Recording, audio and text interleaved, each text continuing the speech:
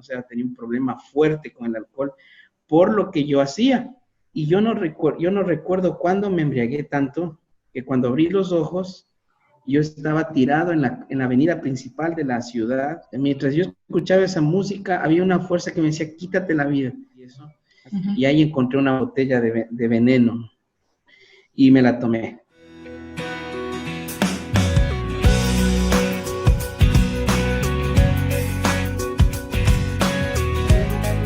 Queridos amigos del Cuarto de Dios, en esta oportunidad estoy muy contenta porque tengo un invitado especial, invitado que cada vez que él habla a los jóvenes de manera especial los motiva, los inspira. Hola, y amigos. Lo vemos a él haciendo allí actividades físicas ahora, saliendo en la bicicleta y dirigiendo todas las cosas de la misión, de la parte misionera juvenil.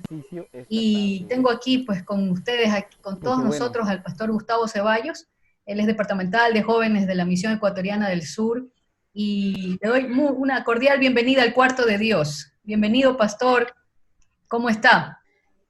Gracias, Anita, por darme este privilegio, esta oportunidad de poder participar con ustedes en este espacio que tienen tan bendecido. Y bueno, yo estoy contento de poder estar aquí contigo, Anita, poder compartir el testimonio de vida que ha provocado Dios cuando lo hemos conocido.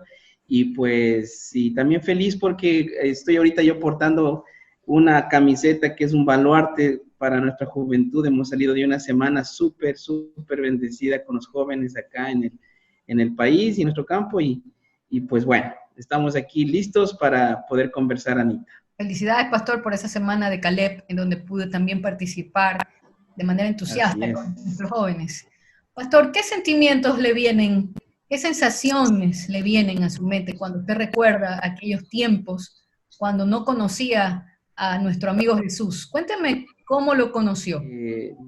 O sea, Dios siempre nos estuvo buscando a nosotros como familia. Como yo te digo, mi mamá cuencana, mi papá ambateño, militar, mi padre, un padre bastante fuerte, estricto, ¿no? Al estilo militar.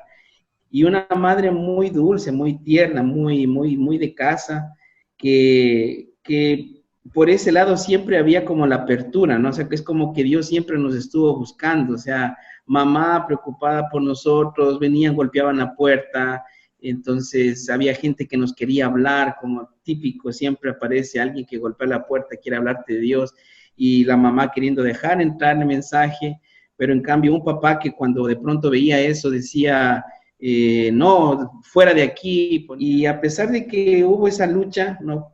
Yo conozco a Jesucristo cuando a la edad más o menos como de 17 años, a esa edad toqué fondo, ¿no? O sea, fui un niño que al haber salido prematuramente de casa, ya para esa edad, a la edad de 17 años, yo tenía un problema de alcoholismo prácticamente, ¿no? O sea, tenía un problema fuerte con el alcohol por lo que yo hacía. Porque en esa época yo era músico, cantante, y yo formé parte de una agrupación. Primero fui cantante solista, y ahí entre esas cantadas y esas reuniones, pues la gente me conoció, gente importante que tuvo visión y dijo, vamos a hacer un grupo, y en lo menos de un año nosotros despegamos, ¿no? Estuvimos ahí, o sea, yo tuve no sé si decir la oportunidad de estar con grupos muy conocidos aquí en el país y fuera del país, estadios, en plazas de toros, ciudades, y fue ahí donde que Dios me encontró, o sea, en un momento muy crítico, en una crisis depresiva a la edad de 18 años, con un alcoholismo fuerte, un hogar destruido, y pues, y a pesar de que parecía que había conseguido el sueño de todo joven, ¿no? Que es ser famoso o tener algún tipo de don especial, siempre tuve un vacío en el corazón. Entonces, resulta que en casa mi padre, como un buen militar, muy estricto, pero también con sus ciertos tipos de pasatiempos, trajo una guitarra a la casa, ¿no? Entonces, y esa vez que él trajo esa guitarra, nadie la usaba porque ni él sabía tocar la guitarra, medio rasgaba la guitarra, entonaba algo. Y pues a mí me entró la curiosidad y yo le pedí a mi padre que él él me ponga en algún curso, alguna cosa, y pues él no quiso, ¿no? Él decía que no, que eso no está bien, que después te vas a dañar y etcétera. Pero yo insistí, aprendí a tocar la guitarra y entonces fue a la edad de 16 años que un señor que un día me escuchó, me dice, Gustavo, en una pizzería están necesitando que haya un músico. Y yo te veo que tú cantas y tocas guitarra, así que vamos. Yo tenía 16 años y bueno, tenía una guitarra rota que yo la arreglé, que era la que te cuento, y me llevó a esa, era una pizzería que estaban abriendo. Entonces ese día fui, el dueño de la pizzería me escuchó y de ahí no me quiso soltar. Me dijo, listo, vamos los el jueves y viernes en la noche tú vas a cantar acá. Pero mientras yo estuve en ese mundo, ¿no? Obviamente que comenzaron a aparecer los vicios, ¿no? O sea, asimismo el alcohol, el cigarro, que la mayoría, si no lo probabas, no eras popular, no tenías, si no, tú no consumías lo mismo que los demás, como que eras aburrido, la gente te veía mal. Entonces ya a la edad, entre los 15 y 16 años, yo ya comencé a ingerir alcohol, bebidas alcohólicas. Entonces, una noche, así mismo estando en ese lugar, un señor muy bien presentado se acercó al final de la presentación y me dijo, Gustavo, mira, somos nosotros dueños de X Bar y de X Canal y nos gusta mucho cómo cantas y queremos que tú cantes para nosotros en X lugar. Entonces ahí fui subiendo aparentemente, y mientras yo iba subiendo de categoría, por así decir, de pasar de la pizzería al bar exclusivo y de ahí ya a salir en entrevistas ahí en la ciudad, también este vicio se iba acentuando en mí, ¿no? Y la crisis que vivíamos en casa, mi papá venía cada 15 días y cuando venía eran peleas con mamá, eso hacía que yo no quería estar en casa y por ahí encontré mi escapatoria, ¿no? Fueron semanas donde que yo, por ejemplo, me pasaba sin un día parar de ingerir alcohol y cuando ya estábamos en la, como decir así, para salir del país a un festival que nos invitaron a Colombia, que se llama, es un festival que hacen ahí de bandas de pop, de rock, entonces yo caí en una depresión, que tuve que yo utilizar calmantes en esa época, a esa edad, 17 años, no quería vivir. La gente salía, me aplaudía, yo salía con mi guitarra porque yo era el vocalista y el guitarrista, y cuando se apagaba todo, sentía una profunda tristeza en mi corazón porque me quedaba solo, o sea, me quedaba mi guitarra y yo. Entonces, lo poco que mi mamá me hablaba de Dios, los ángeles, y eso hizo que cuando en esos momentos donde que yo estaba ebrio, donde que yo estaba deprimido, imagínate un joven de 17 años, 6 años deprimido, sin querer vivir, hablar con Dios, o sea, yo decía, o sea, hablaba con Dios, ¿no? No sabía que eso era orar. Entonces, recuerdo que en Ambato se estaba celebrando ahí por el 2004 la fiesta de las flores y las frutas, allá se celebra esa fiesta. Y yo no recuerdo cuándo me embriagué tanto, que cuando abrí los ojos, yo estaba tirado en la avenida principal de la ciudad, estaba tirado, me habían dejado ahí durante horas, estaba con insolación, no había quien me levante, no tenía yo un amigo ahí que me diga, oye, vamos, porque había llegado a un punto donde que ya ni mis amigos querían estar conmigo.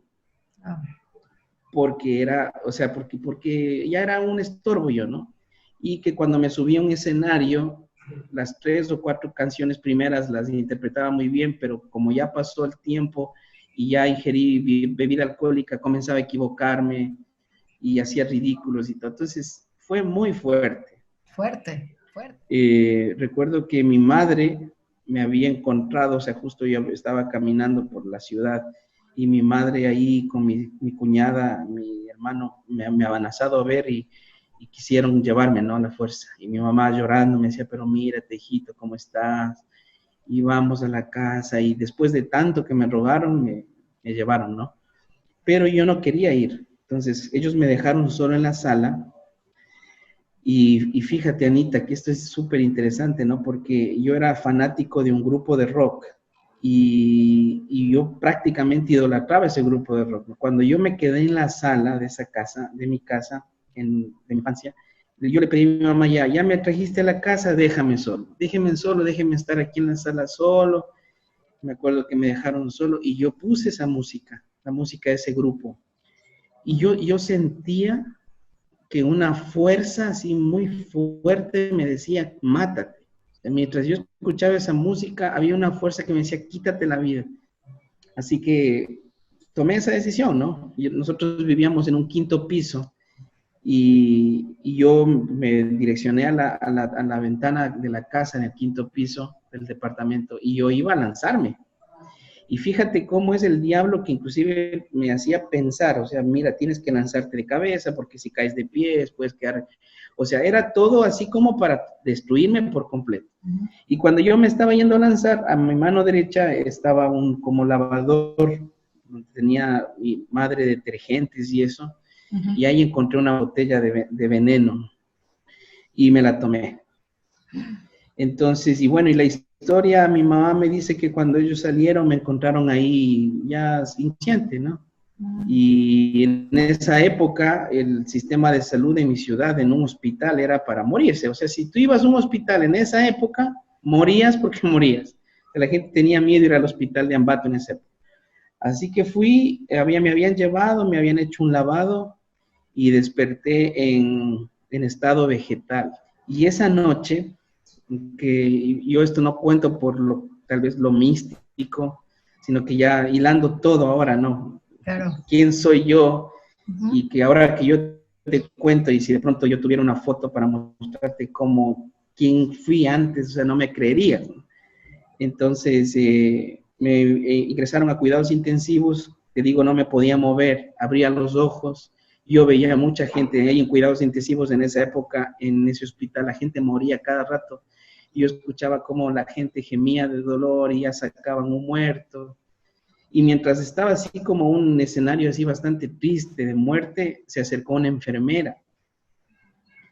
Esa enfermera era tal cual como en las películas, o sea, esa enfermera tenía el uniforme blanco, así, pero era relucientemente blanco, o sea, que cuando se me acercó la enfermera, era muy blanco el uniforme, y era de edad, no tenía el cabello así rubio, y era ya de edad, más o menos como unos 60 años.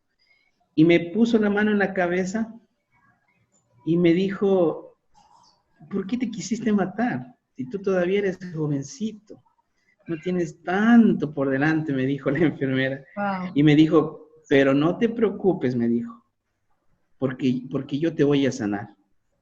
Y entonces me pasó 2 veces más la mano en la cabeza y me quedé dormido, o sea, porque en ese estado no te puedes dormir, o sea, vos cierras los ojos, pero es como que estás con los ojos abiertos, es horrible. Y me quedé dormido. Y me desperté obviamente en el mismo estado, pero yo comencé a sentir una paz ahí, estando ahí, y una voz me decía, viste que ni para morir pudiste, o sea, ni para matar te sirves. Y había otra voz que decía, pero estás vivo, ¿no? Entonces, Anita, cuando llegó mi madre, yo dije, o sea, era la única persona a la que realmente yo, o sea, me daba un aliento no tenerla cerca y que sentía vergüenza también porque ella sufrió mucho por mi culpa. Entonces, y me dijo que ella quería que no me muera, que salga adelante, que me levante de esa cama. Así que salí de ese hospital. No sabía que en esa época la policía obligaba a la gente que quiso matarse a hacer una terapia psicológica, porque si no ellos te podían aislar. Así que ahí estuve, conocí gente más jóvenes, Ana, y amigos, créanme, en esa época en esa sala donde me pusieron a mí para recuperarme psicológicamente, al menos 70 jóvenes. Wow. Que así mismo se cortaban, quisieron suicidarse, no querían vivir, o sea, cuadros completamente duros que cuando yo vi esa situación, o sea, aparte de que me asombró, también me levantó el ánimo un poco porque primero vi que no era yo el único, ¿no? Y segundo, porque hay veces en la vida donde crees que tú eres el que tiene el peor problema, pero no es así. O sea, siempre hay gente que está peor que tú y que más bien necesitan ayuda. Claro. Entonces, estando yo ahí, en esa sala, no sé por qué comencé yo a hablarles, a ayudarles a ellos, o sea, como a darles consejos. Ya. O sea, yo decía, ¿qué me pasa? O sea, si me estoy queriendo quitar la vida y ahora estoy hablándoles a ellos. El manager del grupo en el que yo estaba cantando me dice, Gustavo, dice, necesito que vengas porque vamos a hacer un contrato. Y me dice, mira, un amigo mío está abriendo un colegio a distancia. A mí me faltaba el 6º curso para la época. Y dice, y yo quiero, dice, él dice que por dos presentaciones tuyas te beca todito el año. Y yo quiero que te pongas a estudiar y tú con el grupo vas a cantar 2 veces y te beca total. ¿Para qué? O sea, no le veo sentido. Él me amenazó, me dijo, mira, si no entras a estudiar, yo dejo de ser tu manager y verás quién te representa. Y bueno, él era una buena persona en el tema de lo que él hacía y también amigo, ¿no? Así que acepté estudiar a distancia porque me obligó el manager. Una sola persona ni siquiera sabía quién era yo en esa aula. Era una chica, una joven, ¿no? Y yo, bueno, o sea, todo el mundo sabía quién era y ella ni siquiera me levantaba a ver. Ya. Entonces, y yo decía, bueno, yo solamente pasé. Cuando después yo comencé a conocer a esa chica y ella era mayor de edad, pero le pedía permiso al papá, o sea, entonces imagínate un joven de esa edad que vivió una vida loca, que salía cuando quería y las amigas que tenía eran nocturnas y todo eso. Y esta chica, yo en Ambato, ella de la costa, entonces nosotros los ambateños y los serranos decimos, tenemos ese prejuicio y ese mal pensar, ¿no? Que las chicas de la costa son más como extrovertidas, más como... Entonces, ver una chica en la costa, en la sierra, pedir permiso a papá para salir era raro. O se estaba haciendo, ¿qué le pasa? Pero eso me llamó la atención a mí, pues. Claro. Entonces, se vestía diferente, o sea, era una chica muy linda, pero no mostraba su cuerpo, no decía malas palabras, o sea, algo que yo no había visto en toda mi vida. Y me impactó, así. Entonces, ahora el vocalista de Piso 7 iba atrás de esa chica, ¿no? Hacerse amigo. Y entonces llegó un momento donde que ya nos hicimos amigos y un día me dice, sí me gustaría invitarte a comer a casa para que conozcas a mis padres. Éramos amigos nada más. ¿Ya? Y bueno, el joven es así, ¿no? Dice que está por amigo, pero ya el joven ya le gustó ya. Claro. Y hace todo lo que le pidan. Entonces yo dije, vamos, fuimos. Cuando yo llegué a esa casa, no, lo primero que me impresionó es que cuando yo entré a esa casa, el papá que llegaba con nosotros entró y le dio un beso a la mamá en la boca. Y le dijo, hola mi amorcito, ¿cómo está? Y eso yo nunca vi, pues. O sea, porque yo crecí en un hogar donde que a duras penas hubo un cariño en casa por lo fuerte que fue mi padre militar, que maltrató, que yo vi que pelearon. En cambio ahí ellos se dio un besito, ¿no? Ahí salieron los hermanos, hola, le saludaron a la hermana, se abrazaron. La música, o sea, imagínate que parecía una de esas escenas donde vos entraste a otro mundo. La música no era pues metálica, Pink Floyd, Led Zeppelin, era música suavita, ¿no? Entonces, yo en esa época no estaba peinado como ahora, pues, ¿no? Tenía un piercing acá, un arete acá, los cabellos rojos, porque en el grupo, que ya vas a ver las fotos, yo me peinaba así, con los pelos parados. Y entré a la casa y el papá me dijo, bueno, ya estás aquí en la casa, siéntate, me hizo sentar en la sala. Y me dijo, mi hija me dijo que tú eres cantante, ¿cierto que eres cantante? Y yo digo, sí, soy cantante. Y fue a sacar una guitarra, imagínate. Y me dice, ya, pues cántate una de Julio Jaramillo, me dice. Y no se sabía. Y yo digo, o sea, yo sabía todo, pues, yo sabía un montón de música. Solamente que por primera vez en la vida, en un lugar tan de paz, me dio como vergüenza, ¿no? O sea, cantar como que no era el ambiente, ¿no? Claro. Justo cuando ya iba a coger la guitarra, la mamá dice, ya vengan a que coman. Entonces nos sentamos en la mesa, ¿no? Y ahí en la mesa había un plato que yo no me olvido nunca, y que a veces hasta lo cuento en las predicaciones con los jóvenes, un plato de un caldo de bola costeño. Yo nunca había comido eso, pero se veía tan rico, ya era tarde, estaba muerto del hambre. Y como todo ser humano que no conoce a Dios, lo primero que hace cuando está delante de un plato es ya comer, pues. Claro. Yo cogí la cuchara, estaba partiendo esa bola tan rica que olía tan rico. Y cuando yo estaba a punto de meter la cuchara a la boca, el papá dice, esperen, vamos a orar. ¡Wow! Y cuando dijo, vamos a orar, yo sabía que me puse colorado, así rojo. Me dio vergüenza. Sí, qué vergüenza. Y no solamente eso, sino que yo dije, miércoles han sido cristianos, dije, sí, yo no. ¡Wow! Ahora entiendo, han sido hermanitos, esa era mi palabra, han sido hermanitos. Pero bueno, respeté, me quedé quietito, dejé que ore, pero Anita nunca había comido un caldo tan rico, no por lo que estaba hecho, sino por la paz que sentí. O sea, es que yo terminó de orar y yo decía, esto era lo que me estaba faltando. O sea, yo me di cuenta que eso era. Qué bonito. Entonces lloró, comimos. En cambio, el papá sí bastante como utilizando el método de Cristo, ¿no? Que saca la guitarra, que Julio Jaramillo. Entonces la mamá, en cambio de una, me dijo, ¿no? Oye, ¿y cuándo nos visitas en la iglesia? O sea, sin anestesia. O sea, ya quería que yo... Y yo le dije, bueno, ya algún día, ¿no? Algún día. Pero cuando salimos de ahí, yo hablaba con ella, yo le dije, mira, o sea, si es que tus papás van a querer a mí cambiarme de religión, esas cosas, mejor yo ya no me meto acá, porque yo no me voy a cambiar nunca de religión. Y ella dijo, no le hagas caso, no, mi mamá es así, como toda mamá, tranquilo, no te preocupes.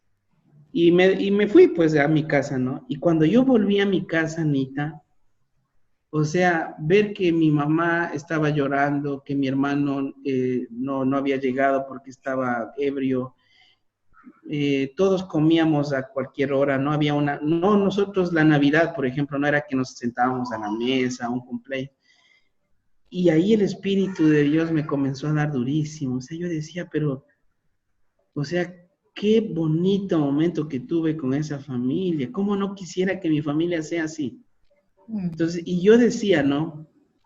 ¿Yo qué hice? Decía, yo le decía a Dios, Dios mío, pero ¿yo qué hice para tener esta familia? O sea, ¿por qué mi papá es así? ¿Por qué no le quiere a mi mamá? Entonces, y yo tenía una crisis existencial ahí, ¿no? Porque yo decía, ¿por qué no nací en otra casa? O sea, fue fuerte, ¿no? Era fuerte. Y bueno, pues el Espíritu de Dios no dejó de tocar. O sea, de ahí yo no pude estar tranquilo. Entonces, pasó esa noche que lloré, yo me acuerdo que subí a la azotea de la casa, a la terraza, y me puse de rodillas y aunque no sabía orar, llorando, yo le decía, Dios mío, ¿qué quieres? O sea, ¿para qué me trajiste a este mundo? O sea, ¿qué quieres que yo haga? ¿Y por qué estoy viviendo esto? O sea, si existes, dame una señal. Así que pasó esos días y yo no me podía aguantar las ganas de decirle a esta chica, invítame nuevamente a tu casa. O sea, porque me sentía tan bien. Pero el orgullo no me permitía decirle, ¿no? Hasta que ya llegó justo el día viernes y ella me dice, ¿y qué vas a hacer este sábado? Y yo digo, este sábado tengo que grabar, estoy grabando un disco. Y dice, ¿yo te puedo acompañar para ver cómo haces? Digo, claro. Y la llevé, ¿no? Ella algo vio, se incomodó un poco, porque a pesar de que la música que nosotros cantábamos no era así heavy metal, así todo malévola, pero ella no estaba acostumbrada a ese ambiente, ¿no? Pero yo vi que ella estaba haciendo un esfuerzo, o sea, yo noté que por mí se estaba esforzando. Así que cuando ya terminamos más o menos 4 de la tarde, yo le digo, bueno, vamos, te dejo. Y ella me dice, sí, pero es que no voy a mi casa, dice, yo me voy a la iglesia. Si puedes, déjame en la puerta de la iglesia y ahí te vas. Digo, claro, vamos. Y me acuerdo que ahí en la avenida Bolívar, donde está la iglesia central en Ambato, fui y ya pues ya estaba empezando el JA, que yo no sabía que era JA. Yo me quedé sentado y estaban pasando una predicación en la pantalla del pastor Bullón.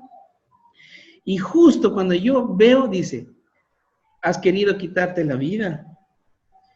cuando estás después de todos esos momentos de locura, te sientes solo, ¿no? Y sientes que te falta algo, y parecía que ese señor que está en la pantalla sabía mi vida, y decía, entregarle la vida a Jesús, y yo no era de llorar, o sea, yo si lloraba, lloraba solo, porque era rebelde, o sea, la situación, la vida a mí hizo que yo sea alguien que no se muestre débil, para que no abuse, ¿no? Y me acuerdo que me hablaba a mí, y yo decía, no puede ser que ella se haya puesto de acuerdo para que este señor diga algo si es un video. Y me salieron las lágrimas. Y ahí, sentado en esa iglesia, yo le decía, ¿me estás hablando a mí? Así que yo me salí, no le dije que me fui y me salí. Y regresé a la casa llorando, o sea, mal. Y yo decía, pero ¿qué es lo que estoy sintiendo? Se parecía algo como demasiado raro, o sea, en la vida. Y entonces quedé impresionado ahora con la iglesia, porque me recibieron bien, porque el mensaje fue para mí, después de haber quedado impresionado con la familia. Así que ahora yo no sabía cómo decirle a ella, llévame otra vez a la iglesia.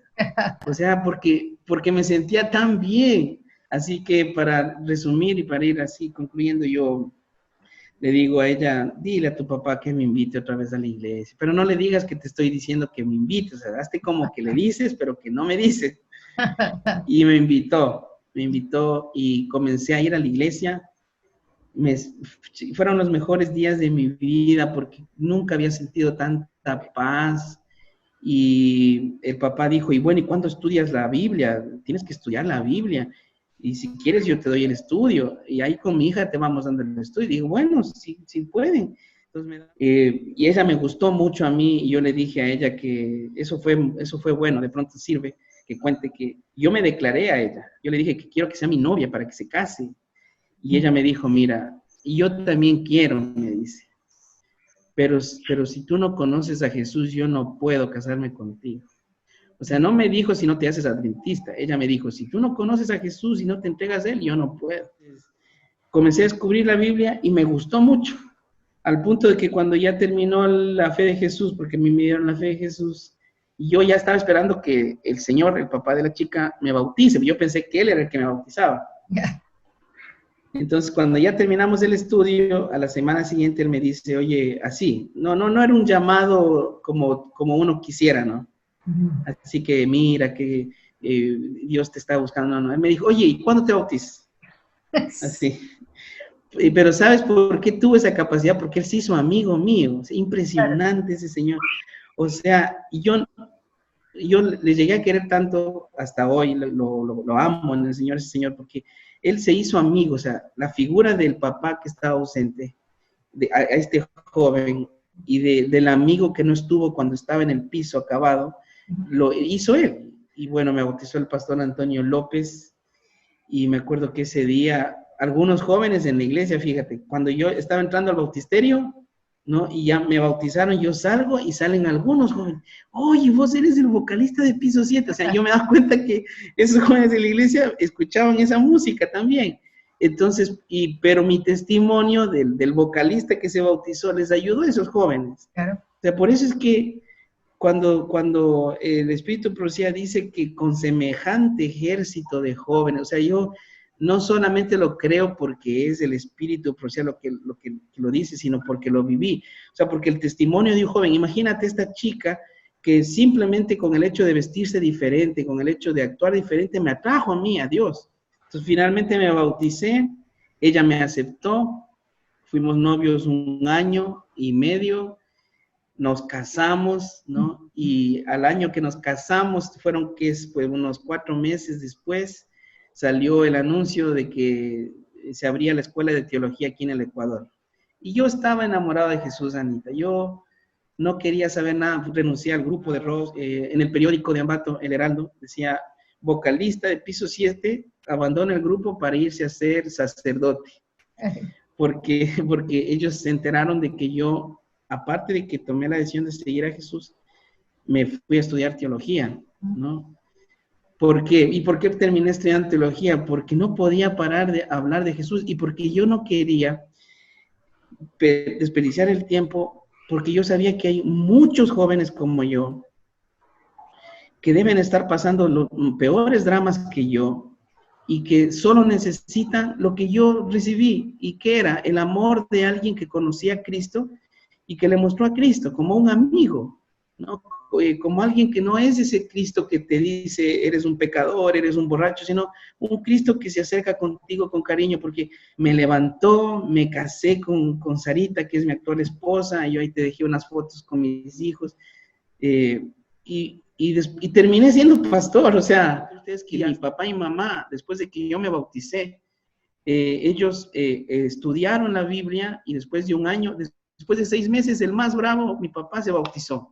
Amén. Él se bautizó, estuvo conmigo, después de un año más mi mamá, después mis hermanos, después mis primos, mis tíos, las tías de los tíos, y se hizo una iglesia allá en Ambato, ¿no? Entonces ahora el papá que yo te cuento que tuve ya no es el mismo papá que tengo ahora, es un abuelo que consiente demasiado a veces a los nietos, y que yo tengo que estar diciendo ya papá, ¿no?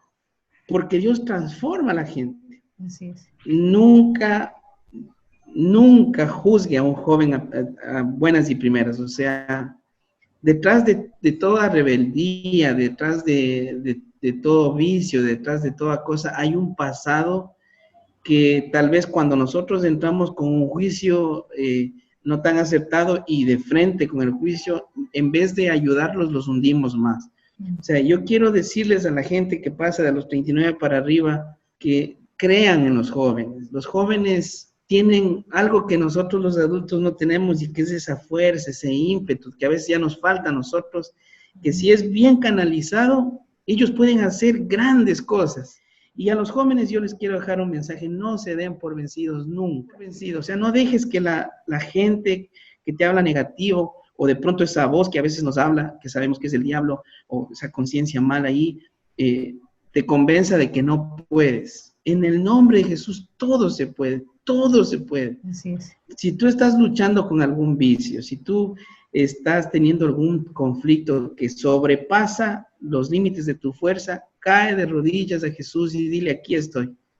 Y Él te saca, porque Él es real, es poderoso. Si Dios pudo transformarme a mí, que fui peor que el endemoniado Garadeno, que estuvo botado ahí, que nadie daba un centavo, y no digo que ya sea perfecto, yo todavía tengo mucha cosa que cambiar, pero tengo algo que no lo cambiaría por nada en el mundo, y que es esa paz que siento aquí en el corazón. O sea, que si se cae el techo ahora y me muero en paz. O sea, estoy tranquilo. He visto crecer a 4 hijos que están creciendo, y que ahora ellos crecen viendo un papá sin vicios, viendo un papá que hace ejercicio, viendo un papá que predica, y tener una casa así, ¿no? A mí me llena de alegría. O sea, somos un matrimonio imperfecto, somos una familia imperfecta, pero en Jesucristo somos felices. Qué lindo. Entonces, Anita, ese sería mi mensaje, y gracias por dejarme compartir. Gracias, pastor, por compartirlo, realmente hermoso y valioso. Que el Señor lo siga bendiciendo, y saludos a Sarita, la heroína de esta historia, tras bambalinas, sí, por ahí con el Señor Jesús.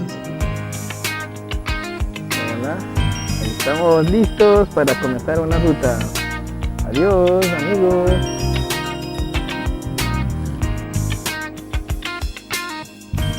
Cuando brilla el arco iris, cuando el viento da su voz, cada sueño que se extiende en busca del comienzo de tu amor, cada frase en cada historia, cada acto en la expansión, cada cosa que has creado testifica de tu amor.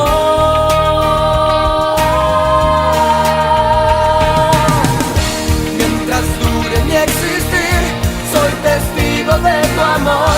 Seré testigo en el silencio, sin hablar oirán mi voz. Cada instante al respirar, daré las gracias al Señor. Mientras dure mi existir, soy testigo de tu amor.